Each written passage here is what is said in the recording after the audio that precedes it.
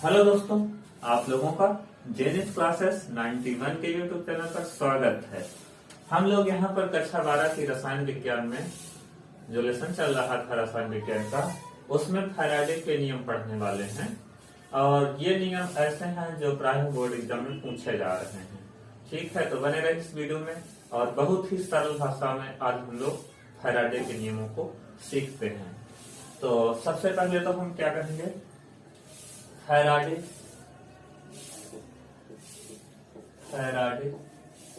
के विद्युत अपघटन के नियम। ठीक है, फैराडे के विद्युत अपघटन के नियम। तो फैराडे के विद्युत अपघटन के दो नियम हैं। फैराडे के विद्युत अपघटन के दो नियम हैं। तो नियम नंबर 1 क्या है, एक मिनट देखिएगा जरा। नियम नंबर 1 क्या है, फैराडे के विद्युत अपघटन का प्रथम नियम। फैराडे के विद्युत अपघटन का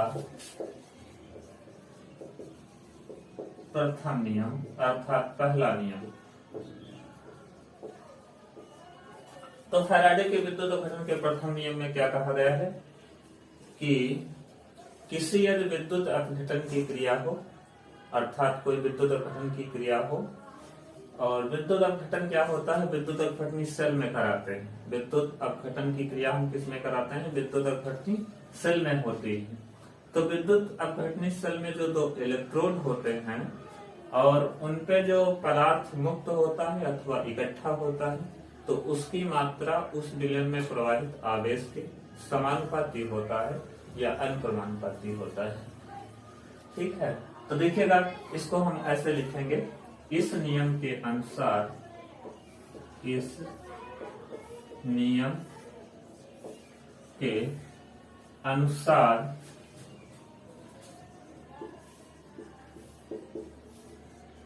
विद्युत अपघटन की क्रिया में, विद्युत अपघटन की क्रिया में, या आप ऐसे कह दो विद्युत अपघटन की क्रिया से, एक मिनट से कहना तो अच्छा रहेगा। विद्युत अपघटन की क्रिया से किसी इलेक्ट्रोड पर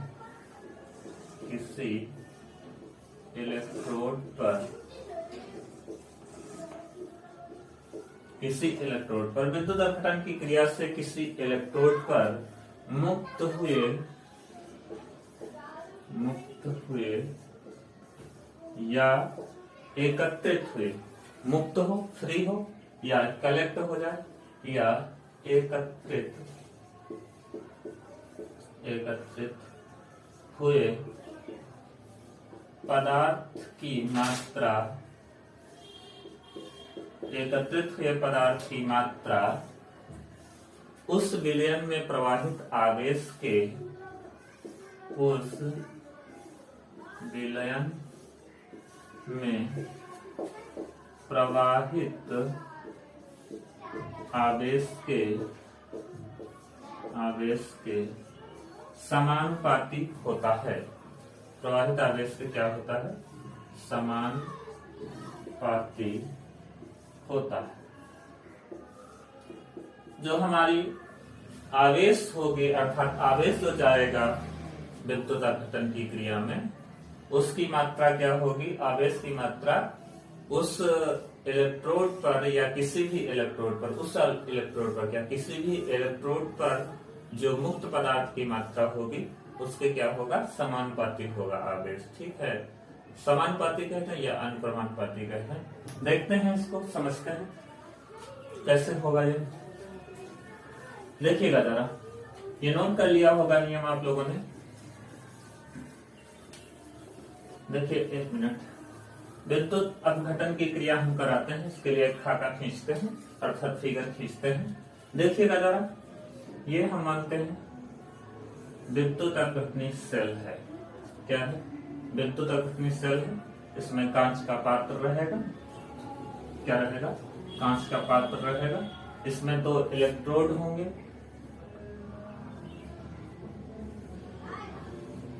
ठीक है, ये 2 इलेक्ट्रोड हैं हमारे। एक मिनट, इसमें NaCl का विलयन भरा है, क्या भरा है, NaCl का विलयन भरा है, और जलीय विलयन रहेगा एक्वस सॉल्यूशन, ठीक है, क्या रहेगा, जलीय विलयन रहेगा NaCl का। तो NaCl का जलीय विलयन रहेगा तो Na+ में टूट जाएगा, Cl- में टूट जाएगा। एक मिनट, ये हमारे 2 इलेक्ट्रोड हैं, ठीक है। विद्युत अपघटनी सेल में ये होता है सिस्टम, और इससे हम एक वायर निकाल लेते हैं। एक मिनट, इसको वायर निकालेंगे, यहां से वायर निकालेंगे भैया, यहां से हम लोग, और इसको क्या करेंगे, एक सेल से जोड़ देंगे।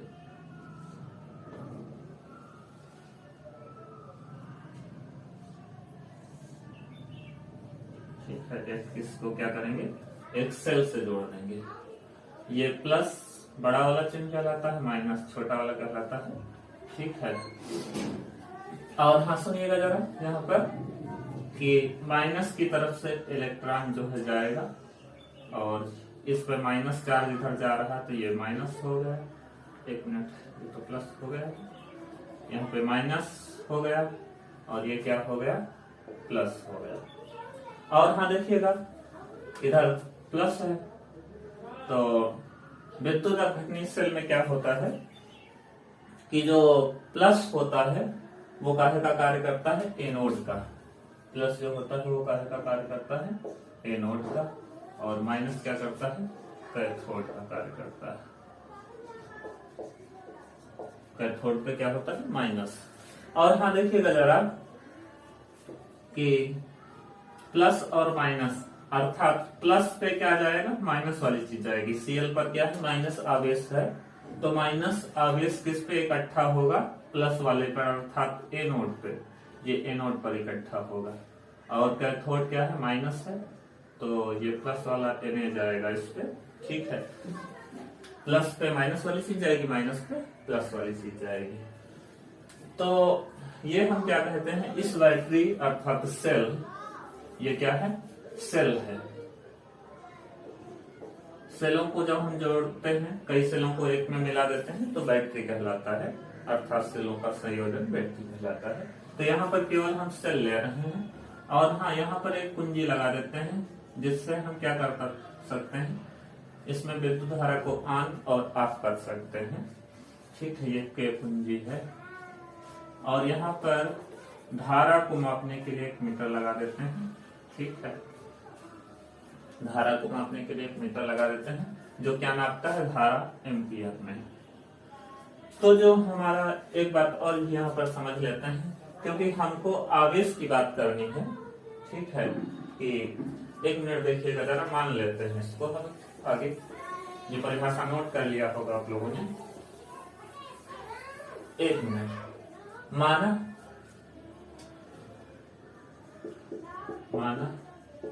किसी इलेक्ट्रोड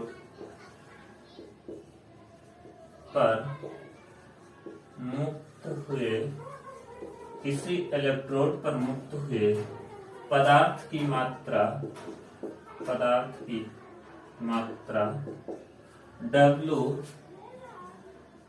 तथा उसमें प्रवाहित आवेश तथा उसमें प्रवाहित, अर्थात इस विलयन में जो प्रवाहित आवेश है वो Q होगा, ठीक है। प्रवाहित आवेश Q है।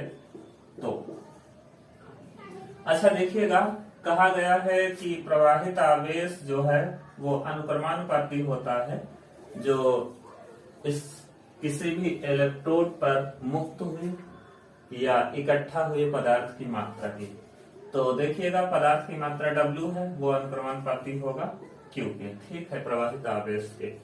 और आप लोग जानते हैं कि हम आवेश निकालना हो तो एक सूत्र होता है I = Q/T। धारा बराबर आवेश बटे समय, आप लोग जानते होंगे, ठीक है, ये हाई स्कूल में पढ़ा होगा। नहीं जानते हैं तो जान लीजिए, I बराबर क्यू अपान टी होता है। यहां से Q इक्वल निकाल लें तो Q बराबर हो जाएगा हमारा I into T, I into T हो जाएगा, ठीक है। तो यहाँ पर हम क्या करते हैं, Q का मान जहाँ पे रखना होगा वहां पे I इंटू टी रख सकते हैं।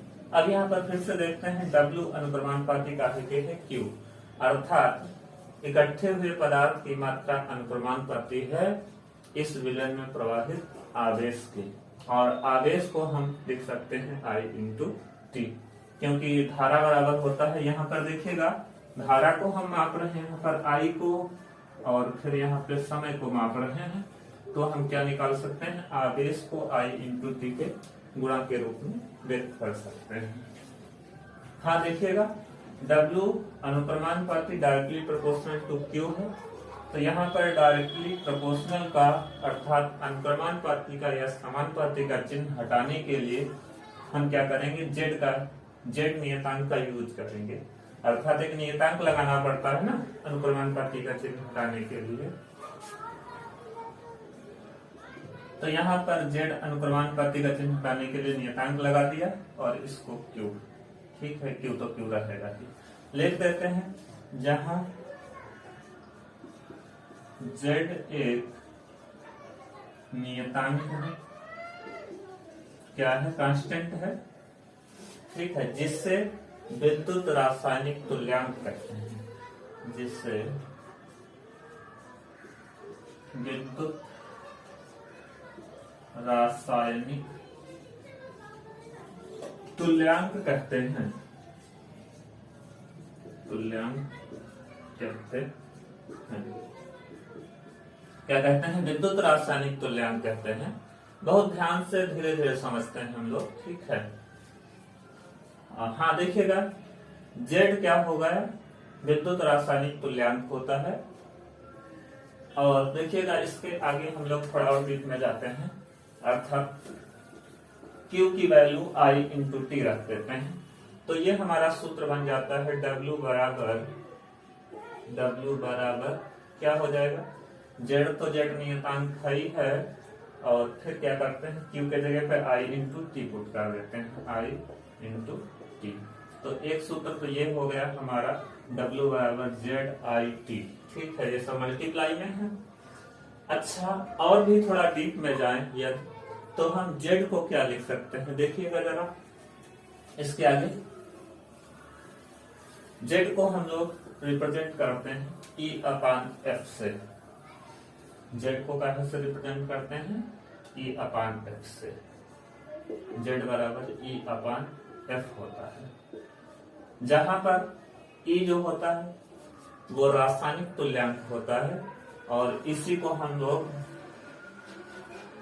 तुल्यांकी भार भी कहते हैं। क्या कहते हैं, तुल्यांकी भार या रासायनिक तुल्यांक, एक ही चीज होता है। E बराबर क्या है, E बराबर है रासायनिक तुल्यांक या तुल्यांकी भार। ये जब आप लोगों ने नॉर्मलता की परिभाषा पढ़ी होगी तो आपने इसको सीखा होगा, E बराबर, ठीक है, E बराबर क्या होता है, रासायनिक तुल्यांक या तुल्यांकी भार। अच्छा, F जो होता है वो होता है फैराडे नियतांक। F क्या होता है, फैराडे नियतांक, कांस्टेंट, फैराडे कांस्टेंट, ठीक है, फैराडे नियतांक होता है, और इसका मान निश्चित होता है 96,500 कूलाम के करीब होता है इसका मान, ठीक है, जहाँ पे न्यूमेरिकल हम लोग भी लगाएंगे इसके, तो यहाँ पर फैराडे नियतांक होगा, वहां पे 96,500 कूलाम रख देते हैं। और भी थोड़ा डीप में जाएं तो हम लोग क्या कर सकते हैं, फैराडे नियतांक का मान कितना कैसे आ जाता है इसको थोड़ा समझ लेते हैं, ठीक है। तो देखिएगा, फैराडे नियतांक F बराबर होता है 1 मोल इलेक्ट्रॉन का आवेश एक मोल इलेक्ट्रॉन का आवेश कितना होगा, वही फैराडे नियम होता है। तो एक मोल इलेक्ट्रॉन में कण कितने होते हैं, तो आप लोगों को पता होगा, हो सकता है कभी आपने सुना हो, ठीक है, नहीं सुना है तो देख लीजिएगा। इसका मान होता है हमारा, एक मोल इलेक्ट्रॉन में जो कण होते हैं वो 6.022 इंटू 10⁻23 कण होते हैं, और इलेक्ट्रॉन का आवेश जो होता है 1.602 इंटू 10⁻−19 कूलाम होता है, ठीक है। इलेक्ट्रॉन का आवेश आप लोगों ने 9th में हो सकता है याद किया हो, 9th से आप लोग पढ़ते आए हैं और हर क्लास में ये चीज मिलती है। हाँ, तो देखिएगा, इसका मान गुणा करने से आपका मिलता है 96,500 कूलाम के करीब, ठीक है। थोड़ा बहुत इधर उधर हो सकता है, लेकिन लगभग यही होता है और नियतांक इतना मानते हैं। तो हाँ देखिएगा जरा, तो हमारा ये सूत्र आ गया कितना, अच्छा यार ये मान नोट कर लिया होगा आप लोगों ने, और ठीक है। तो ये सारे मान जो हमने लिखे हैं यहाँ पे, ये सब आप लोगों को याद रखना है, क्योंकि ये हम लोग जब न्यूमेरिकल इसके हल करेंगे तब इनका यूज होगा, अर्थात याद रहेगा, तो आपको इनको हल करने में अर्थात न्यूमेरिकल लगाने में आपको हेल्प मिलेगी। ठीक है दोस्तों, तो इस वीडियो में इतना ही रखते हैं, फिर मिलते हैं इस पे नेक्स्ट टॉपिक के साथ। अर्थात हमको अभी पढ़ना है फैराडे के विद्युत अपसरण का 2-3 नियम, ठीक है। तो इस वीडियो में प्रथम नियम पढ़ लिए हैं, आगे वाली वीडियो में 2-3 नियम के साथ मिलते हैं। जय हिंद, वंदे मातरम।